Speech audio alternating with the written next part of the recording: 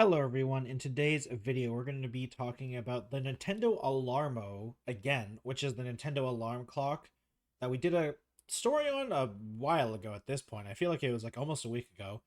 And we're going to be on PC Gamer. This article is by Ted Litchfield. Thank you for the article. It'll be linked down in the description, just like always. The title goes, it's just 3 days. The state of Nintendo Alarmo hacking went from it loads a cat JPG, oh god, JPEG, to it runs Doom better than a lot of PCs back in the day. And of course, the Alarmo can in fact run Doom.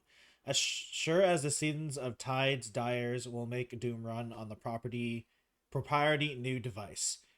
And of course, like this, it of course it has to be able to run Doom. Everything with a computer in it must be able to run Doom. It's just, law. First reported by Eurogamer, Nintendo hardware enthusiast Gary Niche has subjected the Japanese publisher's new Alarmo smart clock to everyone's favorite hacker rite of passage, forcing the proprietary little device to run id Software's seminal 1993 FPS Doom.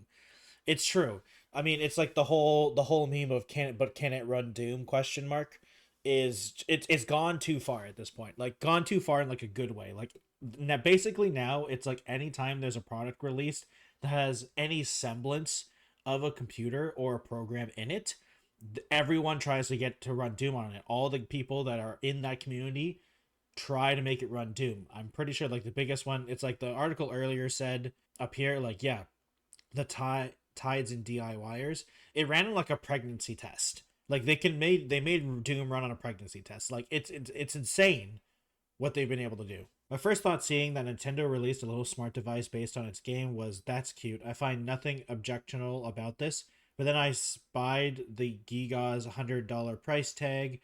Now I want to see DIYers like Gary Niche punish the alarm clock by twisting it in horrible warranty voiding ways, like it's trapped in the Internet of Things Hellraiser. Yeah, so this is the video. I actually don't remember if I should play the audio or not, but I will not be playing the audio just in case. But this is the YouTuber, Gary Niche. It's his YouTube channel. I'll link it down below as well. But this is him playing Doom on the device. It honestly, it runs pretty. It looks like it runs pretty smoothly. I'm gonna unmute it. This might be cut out. We'll see. Okay, it's just him. It's just him using it. Does it have sound? I don't think it... Can you shoot? No, it doesn't have sound. Okay, so yeah, there's no sound obviously, but it runs Doom, which is insane. And I mean, it looks pretty, honestly, relatively smooth.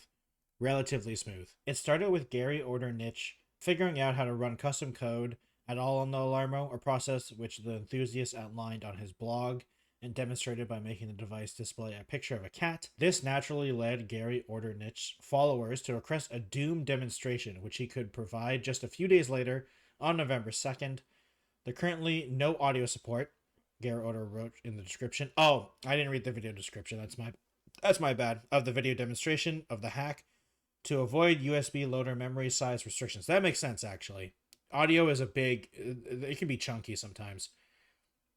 The WAD needs to be compressed and then uncompressed to external memory on boot. However, it's possible to load the shareware version of Doom entirely from USB without modifying the Alarmo. I think my favorite part is that you can control the Doom with the Alarmo's onboard controls. Twist its light up little bell to turn, click it down to move forward, press it to side buttons to fire, while Doom on anything projects are almost universally for demonstrations. You can access Gary Niche source code to learn how to replicate it. The hack over GitHub. This is just awesome. Honestly, I think this is one of the reasons why I love like the tech community, because they just do things that you're like, first of all, there's never a should we. It's just they just do it. They just say, they never ask why are we doing this. It's always just we are doing this and we're gonna get it to work. It's just crazy to think that like Doom runs on this Alarmo clock that everyone was kind of like not making fun of, but like it definitely felt like a weird product for Nintendo to sell. But now it's just like, oh, now can run Doom. And it's funny, I think it would be really funny if you could manage to get Doom 64 on this as well. because Doom 64 on the Nintendo Alarmo would be very funny. I am not a programmer of any kind, and I don't know if that's even possible, like theoretically. But I think that would be I think that would be the funniest because Doom 64 is a unique game in terms of like the kind of Doom it is in the old school Dooms, and making having Doom 64 run on the Alarmo would be really funny. I don't know if that's possible. The original Doom is so old that it can run on these crazy amounts of like it doesn't need a lot of power. It was made in 1993. And Doom 64 was made in 1995, I'm pretty sure. Let me just double check that. It was made in 1997, sorry. So like there's a potential where it'd be harder to you just need more like there's a big probably storage problem, memory storage problem that at least from my limited knowledge of programming. But I mean, to be fair, they did get it to work on a pregnancy test, so I feel like they'd be up for the challenge if they were into it. But that's what I would want to see, if it was theoretically possible to have Doom 64 running on this thing as well, because I think it would be just as poetic as having Doom run on an alarm clock, having the Nintendo Doom run on the Nintendo alarm clock would be just perfect, I think.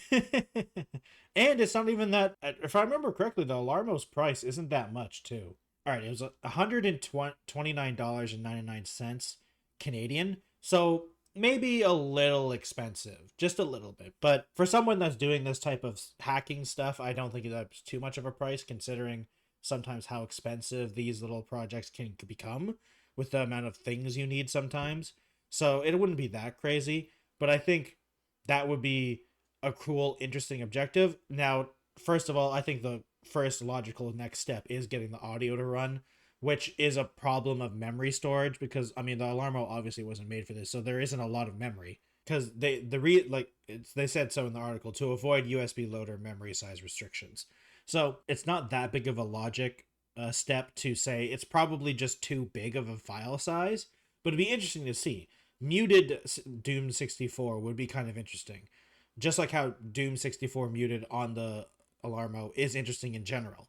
So I'm curious if they continue on with this path or if this is just like, okay, that's good and we're going to move on to the next funny hack project. Thank you all for watching today's video. If you'd like to support me, please subscribe to the channel, click like, comment down below what you would like to see run on the Alarmo. Other than that, I have a Twitch, Twitter, Instagram, and a Blue Sky if you want to follow me on other platforms, and a Patreon account if you want to support me super directly. Thank you all for watching, and I'll see you in another video. Goodbye, everyone.